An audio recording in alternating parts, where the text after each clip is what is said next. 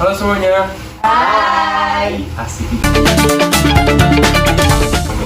Kembali lagi di Leadership Talk Show bersama gue Khalid Makawirelang dan ada teman-teman gue di sini.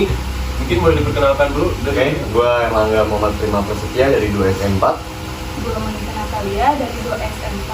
Gue Afifah Ivana Putri dari 2SM4. Gue Kimatul Basyair, panggil aja Ima dari 2SM4. Gue Asif Almani dari 2SM4. Terima kasih semuanya, senang banget bisa kenal sama kalian. Sama-sama. Untuk susunan talk show kita hari ini, mungkin yang pertama tadi barusan kita udah pembukaan, yang selanjutnya kita udah perkenalan. Nah, selanjutnya ini ada penjelasan dan terakhir ada pembahasan. Oke, berarti kita udah siap buat lanjut ke inti pembicaraan. Nah, di sini gue bakal nuntun jalannya talk show ini selama 15 menit ke depan.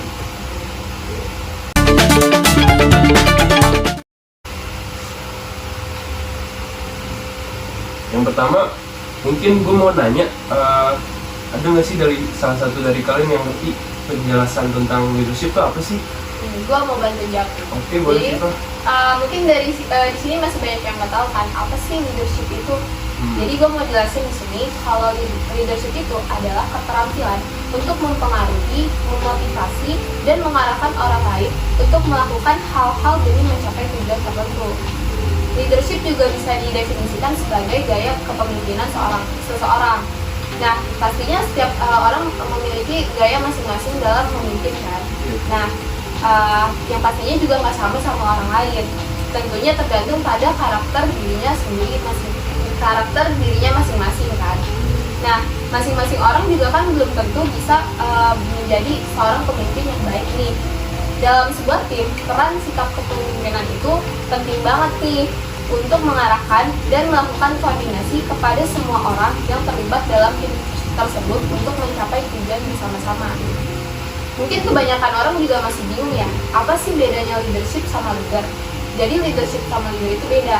Kalau leadership itu artinya adalah sikap kepemimpinan, sedangkan leader itu adalah seorang pemimpin. Nah, dengan kata lain bisa diartikan sebagai seseorang yang memiliki kemampuan, kekuatan, dan keterampilan untuk memimpin serta mengarahkan orang lain untuk mencapai tujuan bersama-sama. Orang yang memiliki leadership yang baik secara otomatis pasti seorang leadership yang baik.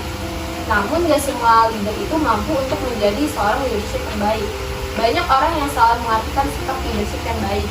Contohnya seperti melakukan perintah-perintah yang sewenang-wenang, lalu menetapkan larangan kepada anggota timnya saja. Padahal bukan seperti itu menjadi leadership yang baik, menjadi leader dengan leadership yang baik. Tetapi bagaimana cara seorang leader untuk menuntun anggota timnya untuk membawa kesuksesan dan juga mencapai tujuan bersama-sama. Itu. Gitu ya. Gue juga baru tahu nih guys, ternyata leader sama leadership itu beda ya. Iya, beda Kalian guys. juga baru pada tahu. Gue baru tahu. Thank you banget Pak insight-nya. Mungkin Sama. oke, nextnya mungkin gue bakal tanya lagi kali ya, dari salah satu dari kalian, menurut kalian pentingnya leadership di dalam organisasi itu apa sih? Nah, ini lah, jadi leadership itu sangatlah penting nih dalam sebuah organisasi. Jadi memiliki peranan penting dalam mengarahkan dan mempengaruhi para bawahannya kan. Nah, tanpa ada sifatnya kepemimpinan itu susah buat ngatur semuanya, kayak tujuan, visi misi. Nah, itu jadi nggak bisa diterapin juga. Nah, oleh sebab itu diperlukan figur seorang pemimpin untuk dapat mengelola dan mengatur organisasi untuk mencapai tujuan-tujuannya. Nah, ada lagi nih satu tujuannya itu, tujuan suatu organisasi kan mengacu pada visi organisasi. Jadi tanpa visi maka organisasi tersebut bisa salah arah. Jadi karena itu leadership di organisasi sangatlah penting. Jadi gitu, emang leadership ini penting banget ya guys ya. Penting banget pokoknya. Banget. Terus menurut kalian punya nggak pendapat dari salah satu kalian tentang leadership ini di dalam sebuah organisasi? Oke, itu leadership itu kan kemampuan seseorang untuk memimpin atau memberi arah kepada anggota di suatu organisasi nih. Nah, fungsinya juga bukan main-main, fungsinya juga untuk mencapai suatu tujuan dari organisasi tersebut agar dapat mudah tercapainya. Kalau di antara kalian nih, ada nggak sih yang punya pengalaman misalnya jadi kayak ketua OSIS gitu, atau ketua pramuka kah, gimana? Atau pernah menjabat sebagai ketua organisasi apa gitu? Dulu Siapa ini? Gimana? Apa nih? Apa nih? Pernah ya, kayak Pengalaman. penting. Ayo boleh jadi ceritain. dulu tuh gue pernah jadi ketua OSIS. Oke. Wow, keren banget. Bener banget. Keren banget, keren Jadi, banget. nah tugas ketua OSIS juga bukannya cuma yang kayak nyuruh doang. Dia juga bertanggung jawab untuk ikut serta kerja kerja dalam suatu organisasi juga. Jadi kayak misal ada di sekolah itu kita lagi class meet, gimana caranya biar class meet itu nggak bosan, nggak boring gitu.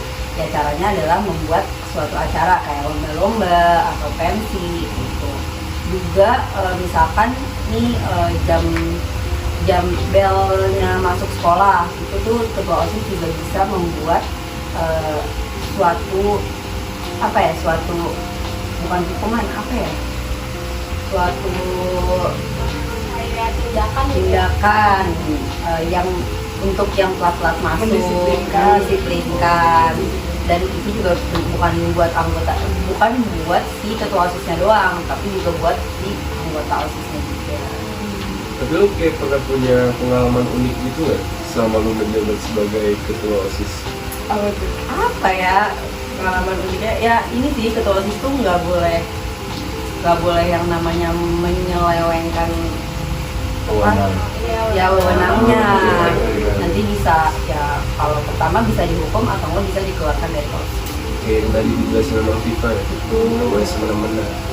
Mungkin ada yang mau nambahin lagi punya pengalaman sebagai Nah, gue boleh tuh, gue dulu sempat jadi head of teknologi head di of teknologi. Iya, teknologi. Teknologi.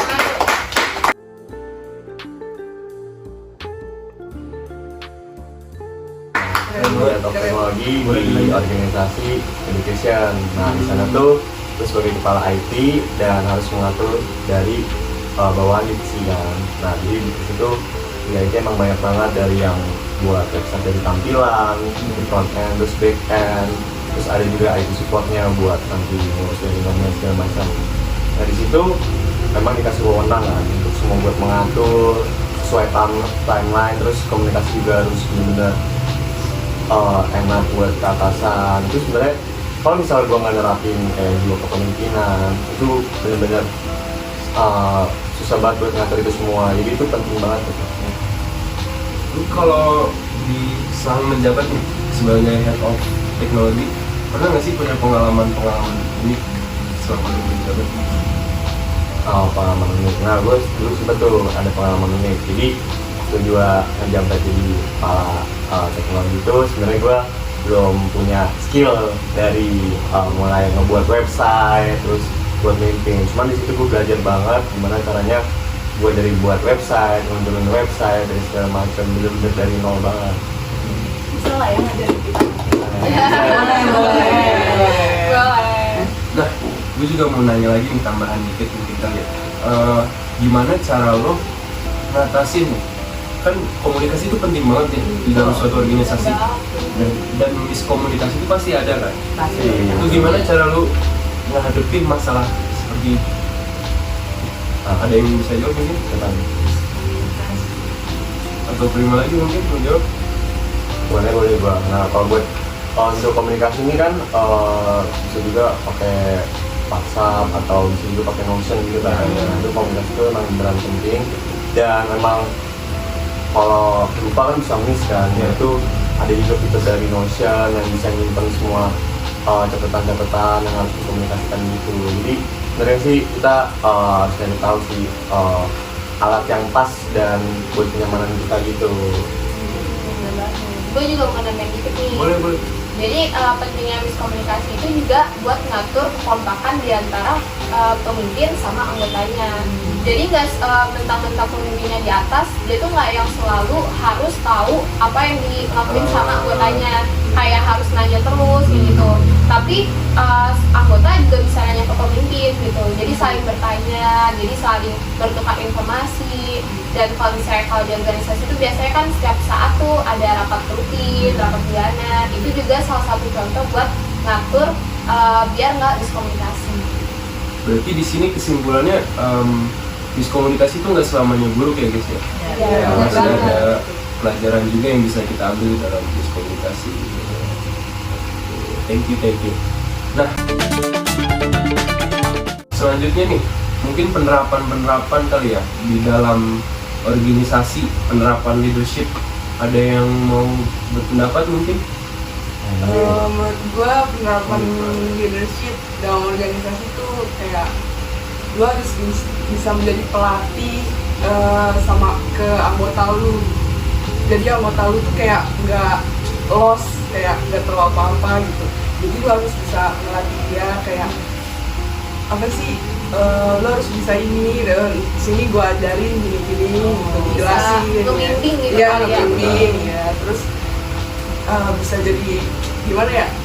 Menurut gue tuh leader yang punya leadership yang betul itu kayak ngajak anggotanya sebagai kawan, kayak Menganggap iya kayak jadinya tuh nggak yang itu kayak yang semena-mena gitu. doang gitu. Iya, jadinya kayak dirangkul lah gitu, cerita-cerita bareng juga sebagai pemimpin kan kayak nggak cuma nyuruh-nyuruh doang kan gitu. Tapi tetap juga harus tegas juga jadi pemimpin kan. Itu sih penerapannya menurut gua. Iya banget sih. memang sih penerapan yang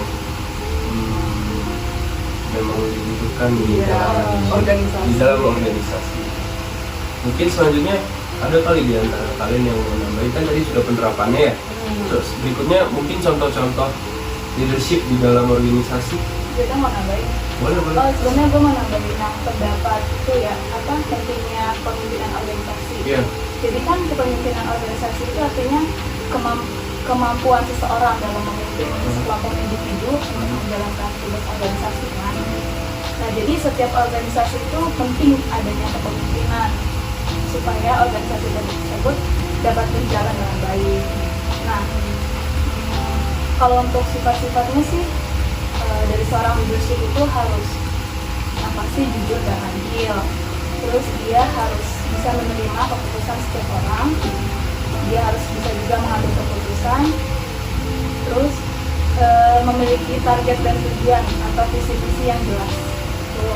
Terus juga harus memiliki komunikasi yang baik. Itu paling penting. Itu sama kayak yang tadi Primo udah jelasin ke kita ya. Iya. Emang sepenting itu. Penting banget. Sepenting itu. Harus emang bukan penting lagi. Banget. Dan organisasi kan butuh ada yang mimpin kan ya, Betul. biar keatur. Nggak ada kan nggak jelas gitu. Iya. Arahnya kemana? Tapi memang sebenarnya leadership tuh bukan cuma di organisasi ya. Di kehidupan sehari-hari juga leadership itu sepenting itu kan. Kita harus bisa memimpin diri kita sendiri. Betul. Oke. Makasih banyak semuanya udah berpendapat. Mungkin selanjutnya kesimpulan pembicaraan kita kali ini kali ya. Ya, Ada yang mau menyimpulkan? oke, jadi itu kesimpulan dari pembicaraan ini tuh ada kepemimpinan tuh sangat penting di segala aspek, di bidang dan di segala apapun ya, kehidupan sehari-hari pun juga sangat penting, apalagi di organisasi. Iya. Nah, ya dengan adanya sifat kepemimpinan ini, suatu tujuan yang ingin dicapai organisasi tersebut akan mudah tercapai. Jadi gampang diatur juga organisasinya. Terarah juga. Iya. Gue sih banyak banget nih dapat insight-insight baru dari kalian semua. Makasih banget. Keren banget pasti. Oke, kayaknya kita udah di penghujung pembicaraan ya guys. Kita tutup aja. Kurang lebihnya mohon maaf. Wassalamualaikum warahmatullahi wabarakatuh. Dadah. Jangan lupa subscribe, like. Like, comment, subscribe.